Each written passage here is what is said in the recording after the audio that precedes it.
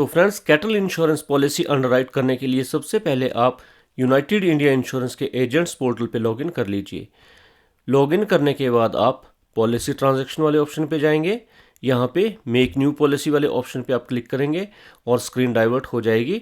उसके बाद सबसे पहले आपका ऑफिस सिलेक्टेड होगा। एलओबी में आपको सोशल एंड रूरल सेलेक्ट करना है। उसके बाद यहाँ पे कैटल इंश्योरेंस न्यू और रिन्यूएबल दो ही ऑप्शन है, तो हम न्यू पॉलिसी अंडरराइट कर रहे हैं, इसलिए कैटल इंश्योरेंस न्यू पे हमें क्लिक करना है और उसके बाद सिंपली यहाँ से सबमिट इसको कर देना है। जब हम सबमिट करेंगे तो हमारी विंडो डाइवर्ट होके कुछ ऐसी हो जाएगी। यहाँ पे देखिए फ्रेंड्स, अब हम अंडरराइटिंग का प्रोसेस शुरू करेंगे। यहाँ पे एग्जिस्टिंग कस्टमर है तो येस कर देंगे, नहीं तो नो करके कस्टमर की पूरी डिटेल्स यहाँ पे फिल करेंगे। जिस तरह से मोटर की पॉलिसी या फिर हम कोई भी फायर की पॉलिसी होती है, कोई भी यूनाइटेड इंडिया इंश्योरेंस में किसी कस्टमर की पॉलिसी अंडरराइट होती है तो उसका कस्टमर आईडी बना होता है। तो सिंपली एग्जिस्टिंग कस्टमर का जो कस्टमर आईडी होगा वो भी कैटल इंश्योरेंस में काम करता है, तो उसमें आप यहाँ पे येस कर देंगे और यहाँ पे हमें कस्टमर आईडी फिल कर देना है।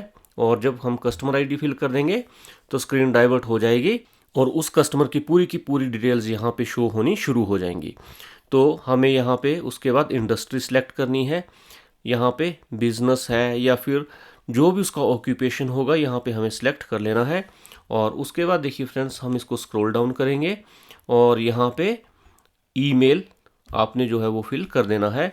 तो यहाँ पे मैं अपना ईमेल फिल कर रहा हूँ। इस तरह से आप जो भी कस्टमर का मेल आईडी होगा वो फिल कर देंगे। और उसके बाद देखिए फ्रेंड्स, यहाँ पे प्रूफ ऑफ आइडेंटिटी, तो हमें जो कस्टमर जिसकी हम पॉलिसी अंडरराइट कर रहे हैं यहाँ पे उसका कोई ना कोई प्रूफ ऑफ आइडेंटिटी हमें एंटर करना है। PAN card, driving licence, ration card, electronic photo ID card या फिर यूनिक आइडेंटिफिकेशन नंबर, आप कुछ भी यहाँ पे फिल कर सकते हैं। जो आईडी कस्टमर के पास हो वो हम यहाँ पे फिल करेंगे।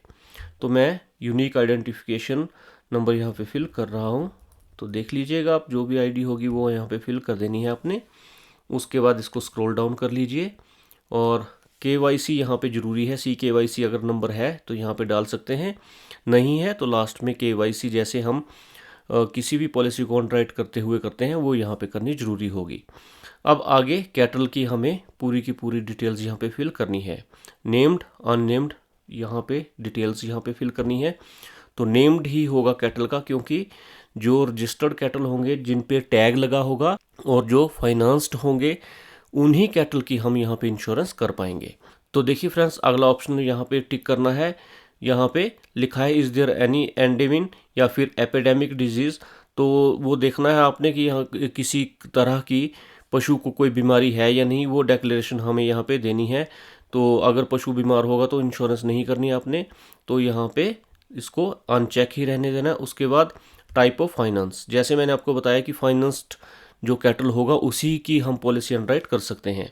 तो फाइनेंस है तो स्कीम में हुआ है, जैसे कि कोई स्कीम्स आती हैं रूरल के लिए, IRDP या इस तरह की कोई स्कीम्स आती हैं, तो अगर किसी स्कीम में हुआ है तो स्कीम करना है, नॉन स्कीम में हुआ तो नॉन स्कीम, या फिर प्राइवेट फाइनेंस है तो प्राइवेट।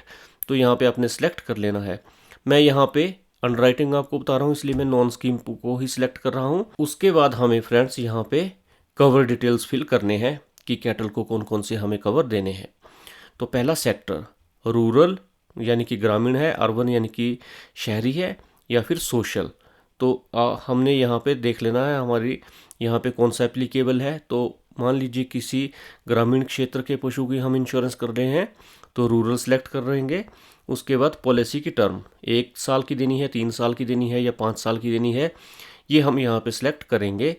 तो मैं यहाँ पे 1 साल के लिए सिलेक्ट कर रहा हूँ। तो देखिए फ्रेंड्स, आगे ऑप्शन है ऑप्शन फॉर कैलकुलेशन। तो ईयरली बेसिस पे इसके प्रीमियम की कैलकुलेशन होगी, तो हम यहाँ पे ईयरली ही रहने देंगे और कोई ऑप्शन है भी नहीं, तो ईयरली ही यहाँ पे रहेगा। उसके बाद है रिस्क स्टैंडर्ड इंश्योरेंस कंपोनेंट। तो यहाँ पे लाइव स्टॉक आएगा। लाइव स्टॉक यानी कि जो पशु होते हैं ये लाइव स्टॉक में इनको काउंट करते हैं। उसके बाद नेम ऑफ द ऑनर या फिर बोरोअर या फिर लोनी। तो यहाँ पे जिसका पशु है उसका यहाँ पे हमें नाम फिल करना है, तो उसका नाम हम यहाँ पे फिल कर देते हैं। और उसके बाद ऑनर्स आइडेंटिफिकेशन नंबर, ऑनर का जो आइडेंटिफिकेशन नंबर जो उसका हमने कार्ड वगैरह लिया होगा वो यहाँ पे हमें फिल करना है काइंड ऑफ एनिमल। यहाँ पे कैटल सेलेक्ट करना है, एक ही ऑप्शन है कैटल का। उसके बाद टाइप ऑफ एनिमल।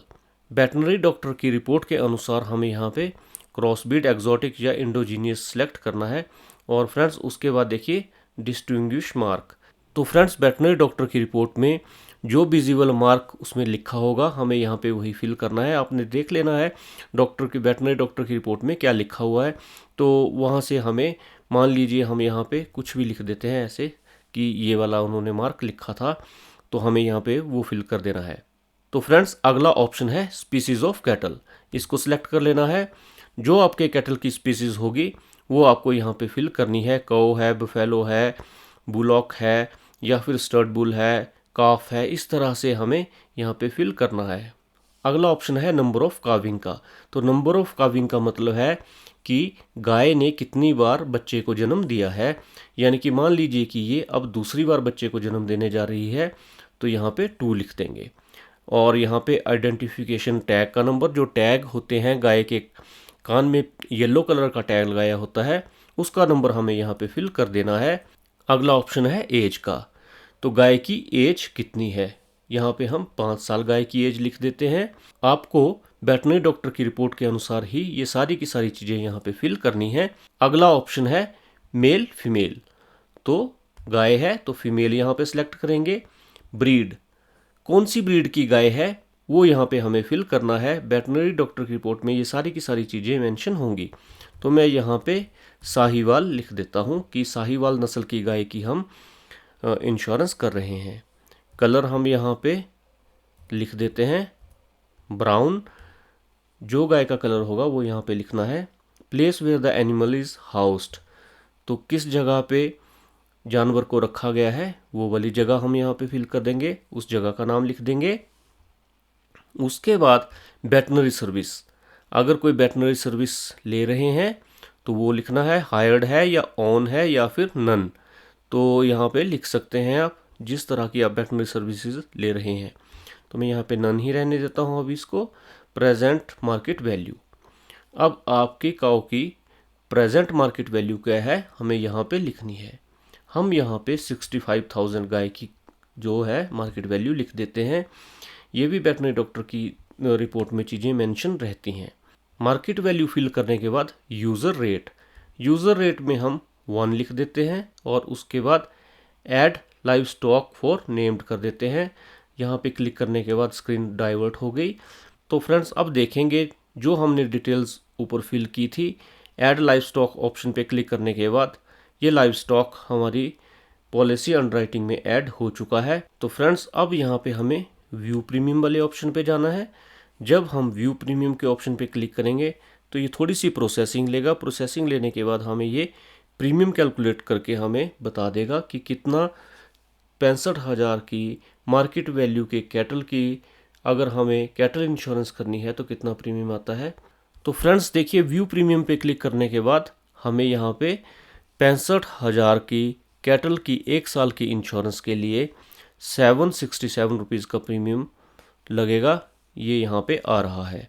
तो फ्रेंड्स यहाँ पे एक चीज़ ध्यान देने वाली है, जो कि मैंने पीछे आपको बताया था यूज़र रेट, जो हमने यहाँ पे 1 फिल किया था। ये यूज़र रेट जो है ये कितने % हमने प्रीमियम लेना है वो यहाँ पे फिल करना पड़ेगा। मैंने 1 लिखा था, आप अपनी ब्रांच से कंफर्म कर सकते हैं ये सारी की सारी डिटेल्स शेयर करके, वेटनरी रिपोर्ट को शेयर करके कि आपको कितना यहाँ पे परसेंटेज लेनी है, कितना यूज़र रेट लेना है। जिस हिसाब से आपकी ब्रांच आपको सजेस्ट करेगी आपने यूज़र रेट जो है वो उसी हिसाब से लेना है। तो क्योंकि हमने 1% के हिसाब से यहाँ पे यूज़र रेट लिया था, तो हमारी वर्कशीट में देखिए 65,000 के कैटल की जो वैल्यू थी उस पे 1% के हिसाब से यूज़र रेट लेने पे 650 रुपये आए हैं। तो फ्रेंड्स इसी तरह से आप जो है वो यूज़र रेट ले सकते हैं और आपका जो प्रीमियम कैलकुलेट होके आ जाएगा उस पर सिंपली 18% GST लगेगा और सारा का सारा प्रीमियम जो है वो टोटल 650 प्लस 117 767 रुपये यहाँ पे कैलकुलेट होके आ गए। तो फ्रेंड्स इस तरह से हम कैटल की इंश्योरेंस अंडरराइट कर सकते हैं। प्रपोजल को सेव करना है तो यहाँ से सेव करेंगे और उसके बाद जैसे हम किसी भी पॉलिसी की पेमेंट करते हैं हम यहाँ से पॉलिसी की पेमेंट करके कैटल की इंश्योरेंस को अंडरराइट कर सकते हैं। तो फ्रेंड्स, ये एक आपको डेमो था, ये प्रोसेस था। इसमें जो भी चीज़ें आपको बताई गई वो सिर्फ आपकी ट्रेनिंग के पर्पज़ के लिए थी। जो भी आपने यहाँ पे डिटेल्स फिल करनी है वो वेटरनरी रिपोर्ट के आधार पे फिल करनी है, और यहाँ पे जो प्रीमियम लेना है, यूज़र रेट लेना है, वो अपनी ब्रांच से कंफर्म करके ही यूज़र रेट लेना है। अपने आप अपनी मर्जी से कोई भी यूज़र रेट आपको यहाँ पे फिल नहीं करना है।